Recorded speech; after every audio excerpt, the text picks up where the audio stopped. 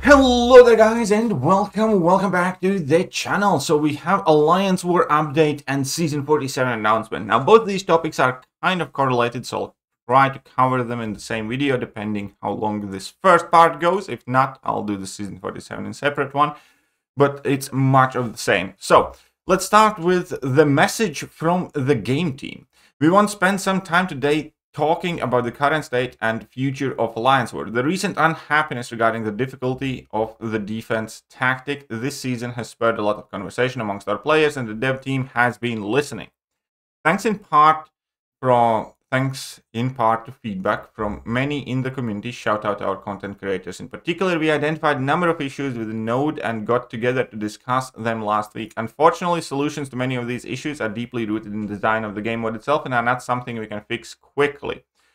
However, we can action some of these issues immediately, which is what this post is about. Season 47, so that is the upcoming season.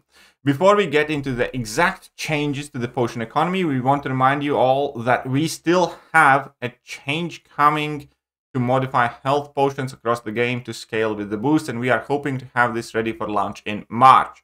That would definitely be greatly appreciated and useful. This would see an effective increase up to 55% in how much health all potions recover when boosted.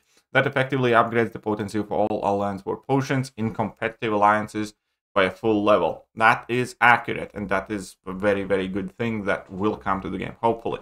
Additionally, we will make Tier 5 potions available to purchase in Loyalty Store during Season 47, likely early February. We plan this to go live with the release of Potion Boost update, but we feel it's best to get this change to you sooner rather than later. Next, we're making quality of life improvement to how potions in the Loyalty Store are purchased. Currently, each level of potion must be bought one by one with an escalating cost and a daily refresh. This means that the player who wants to buy 7 potions each week with the lowest possible price has to check in store every day. We will instead have Alliance potions refresh weekly, and the first 7 potions are all the same low price within that week.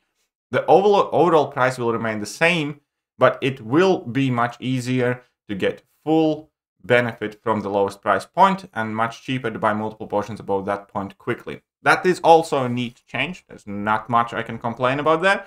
Wish there was no escalating cost in the first place. Don't necessarily know why it has to be there, but whatever. Okay, fine. It is still a good improvement. Both of those things are very nice. Let's talk about deaths in AW. Given that deaths are main determiner of who wins in high tier war, having a certain controlled number of deaths happen is important. If war has no deaths or equal number of deaths, then tiebreakers determine who wins, which is very unsatisfying. That is accurate. Few or no death wars also make playing the mode unnecessarily stressful. No one wants to be the one who makes a small mistake, dies, and single-handedly causes the war to be lost. That is accurate. On the other hand, at the same time, that's part of competitive Alliance War charm. When you need everybody to be on the level, do their best, listen to instructions. And Alliance War has long been much more about discipline and listening to instructions and, getting the information needed rather than actually being insanely skilled at the game. And, that stress and that pressure obviously is, to competitive, to Tier 1 Alliance War players, largely what draws people in Alliance War. On the other hand, very high death wars are also on fun and resource intensive. Exactly, and they are much better than the alternative for obvious reasons. In the past year, and especially in high tier war, we have been trending too close to too few deaths side of the spectrum. Season 46 has successfully introduced a healthier amount of deaths into tier 1 war, and we're happy with how sitting now top alliances have come to better understand and counter the tactic. However, alliances in tier 2 and below are dying more than we would like, because tier 1 and tier 2 play on the same map with the same nodes. As an interim measure, we will be tuning down both versions of the tactic by decreasing the potency and duration of daunted passers. Now, that means next season is going to be cheaper. And here is what Kabam doesn't quite get or understand, and there is a point that they are absolutely missing here. It's not just about deaths, what's wrong with the current tactic. It's about insane amount of healing you have to do. Because vast majority of the fights where I quote-unquote had a perfect matchup, I went in the fight and I still finished with like 50, 60, 70, 40% health. And that shouldn't be the case. And that is the biggest thing. Even if you don't die, you end up healing like crazy. And that is the problem with the war, where it's not necessarily just about increasing the amount of deaths. You can do that easily by adjusting, in-fight nodes and the matchups or whatnot. But this tactic in itself is designed where even if you play perfect, even if you have a great counter, you will end up taking quite a bit of damage and end up healing significant amounts, and therefore making the Alliance Wars significantly more costly, even if you don't die, even if you play perfect. That is what a lot of, well, pretty much everybody has the main issue. So I do think they kind of missed the point. I agree with Kabam. You can't have 0 to 1 death wars all the time. And in that case, I don't think the tactics and the map is doing the job. And you absolutely do not want to have like 50 death wars either. At the same point, we do not want to have any wars where every fight you have to heal like crazy, where every war you have to spend a crap ton of loyalty or units to heal up. That is also wrong. That is the most frustrating part, in fact. Looking a little further into the future, Season 48, the largest change we plan to make is to create a new map for Tier 1. Alliance War has reached a point where it isn't fair to either Tier 1 or Tier 2 to have them play by the same set of rules, so we are splitting up the maps they play on so the nodes and tactics can be tuned independently. It's possible that this new map will require some adjustments to our tier multipliers. Fair enough, no issue with this, I think it's a good thing. To reiterate, we feel the current Crush 2.0 tactic landed where we wanted to for Tier 1, and that is the scary part, because it absolutely did not. Or if they think it did, it missed the mark and they have not read some analytics on how many potions people use, even when you don't die.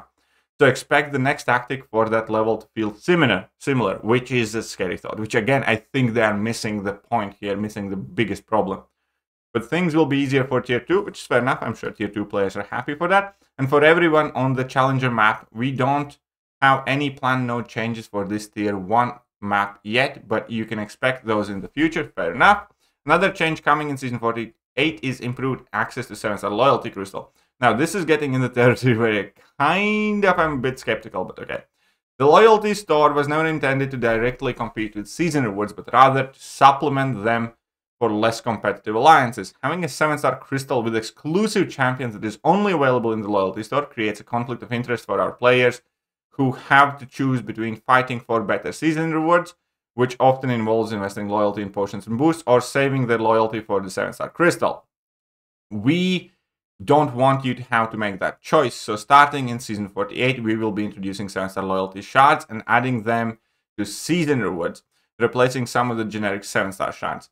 So that our summoners who place high on the leaderboards will also have access to this exclusive pool, even if they can never afford to stockpile the loyalty for it. I'm sure Fintech is going to be happy about it. Some details still need to be worked out here, including if and how many champions will be added to the limited pool to keep it appealing. But our Masters and Platinum players should look forward to opening these exciting crystals more often in the near future. Well, let's hope that's the case. Let's hope that, ultimately, if they tune it to a player-friendly way, I'm happy with. Overall, I'm not generally in favor of change in games where we get our choices taken away. I think having access to choices is what largely makes this game as appealing, or at least part of it. And that is one of the reasons why I don't like the Titan Crystal mechanic opposed to the Feature Crystal mechanic. And that is also why I'm ultimately, kind of skeptical. If it works out great, fine. If it works out better, fine. But as a rule of thumb, in general, I am always opposed to choices taken away from me, and that includes the game. That's why, again, I'm not a fan of the fact that they came up with this Titan Crystal mechanic. And that is why I'm not like super over the moon about this change either. Minor note, but we are also hoping to have loyalty skirmish rewards fixed by Season 48. As many have noticed, these golden loyalty bonuses pay out uniformly across battle groups rather than individually, meaning that players who take more fights aren't currently getting an extra loyalty, which, okay, fair enough. Fix that, please. I wasn't actually aware that it was broken. Looking ahead, lastly, we want to reiterate that these changes here are far from the last work we will do on Alliance Wars. We are committing to spending this year to re-examine the design of the mode in the hopes of making it better than ever, and we look forward to sharing more when we can. We're excited about some of the early ideas, and we think you will be too. Great! I think that is a good thing. I think Alliance Wars have long become somewhat stale, and definitely look forward to that. You know, as with everything, I'm, doubtful things will go smoothly, but ultimately, change, progress, something fresh is, in my opinion, what this game needs.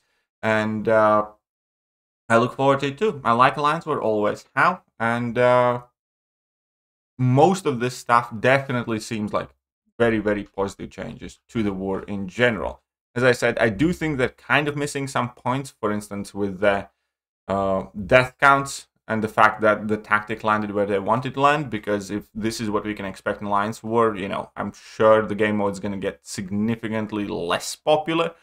But, there are going to be, in between the potion changes and change, that means overall cost of running Alliance War, in between this new idea of Tier 1 map, in between this current tactic, which apparently they're happy with. There are things to worry about, but there are definitely things to appreciate for as well in the post. And overall, good. I hope they make good decisions. I hope they make the game mode better. And I look forward to hearing your thoughts on it. So leave a comment in the comment section below. And if you haven't subscribed, hit the subscribe button as well. And I'm going to catch you guys soon. Bye-bye.